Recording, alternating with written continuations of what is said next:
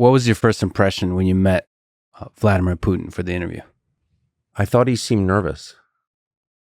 And I was very surprised by that. And I thought he seemed like someone who'd overthought it a little bit, who had a plan. And I don't think that's the right way to go into any interview. My strong sense, having done a lot of them for a long time, is that it's better to know what you think, to say, as much as you can, honestly, so you don't get confused by your own lies, and just to be yourself. And I thought that he went into it like an overprepared student, and I kept thinking, why is he nervous? But I guess because he thought a lot of people were going to see it. But he was also probably prepared to give you a full lesson in history, as he did. Well, I was totally shocked by that and very annoyed because I thought he was filibustering. I thought he would. I mean, I asked him, as I usually do, the most obvious, dumbest question ever, which is, why'd you do this? And he had said in a speech that I think is worth reading. I don't speak Russian, so I haven't heard it in the original, but he had said at the moment of the beginning of the war, he had given this address to Russians in which he explained to the fullest extent we have seen so far why he was doing this. And he said in that speech, I fear that NATO, the West, the United States, the Biden administration will preemptively attack us. And I thought, well, that's interesting. I mean, I can't evaluate whether that's a fear rooted in reality or one rooted in paranoia, but I thought, that's an answer right there. And so I alluded to that in my question, and rather than answering it, he went off on this long, from my perspective, kind of tiresome, sort of greatest hits of Russian history. And the implication, I thought, was, well, Ukraine is ours, or Eastern Ukraine is ours already. And I thought he was doing that to avoid answering the question. So, the last thing you want when you're interviewing someone is to get rolled. And I didn't want to be rolled. So I, a couple of times, interrupted him politely, I thought, but he wasn't having it. And then I thought, you know what?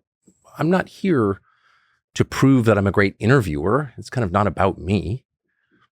I want to know who this guy is. I think a Western audience, a global audience, has a right to know more about the guy. And so just let him talk, because it's not, I don't feel like my reputation's on the line.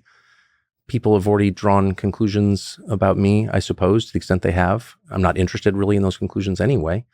So just let him talk. And so I calmed down and just let him talk. And in retrospect, I thought that was really, really interesting.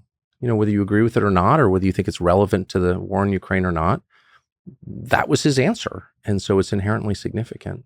Well, you said he was nervous. Were you nervous? Were you afraid? This is Vladimir Putin. Well, I wasn't afraid at all. And I wasn't nervous at all.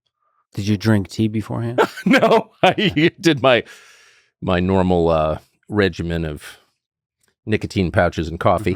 Mm-hmm. No, I'm not a tea drinker. I tried not to eat, all the sweets they put in front of us, which is that is my weakness, is eating crap. But you eat a lot of sugar before, as you know, before an interview, and it does dull you. So I successfully resisted that. But I wasn't nervous. I wasn't nervous the whole time I was there. Why would I be? I'm 54. My kids are grown. I believe in God. I'm almost never nervous. But no, I wasn't nervous. I was just interested. I mean, I'm interested in Soviet history. I studied it in college. I've read about it my entire life. My dad, worked in the Cold War. It was a constant topic of conversation.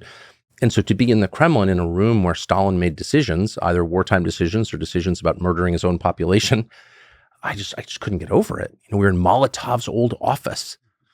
So for me, I was just blown away by that. I thought I knew a lot about Russia.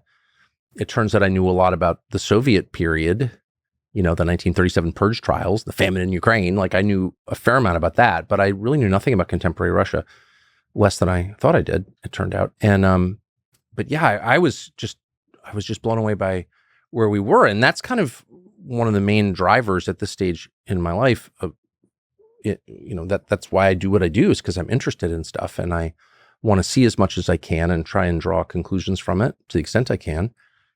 So I was very much caught up in that, but no, I wasn't nervous. I didn't think he was going to kill me or something. And I'm not particularly afraid of that anyway. So not afraid of dying. Not really. No. I mean, again, it's it's an age and stage in life thing. I mean, I've 4 children, so there were times when they were little where I was terrified of dying, because if I died, it would have huge consequences. But no, I mean, at this point, I don't want to die. I'm really enjoying my life, but I've been with the same girl for 40 years.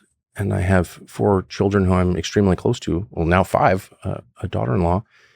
And I love them all. I'm really close to them. I tell them I love them every day. I've had a really interesting life.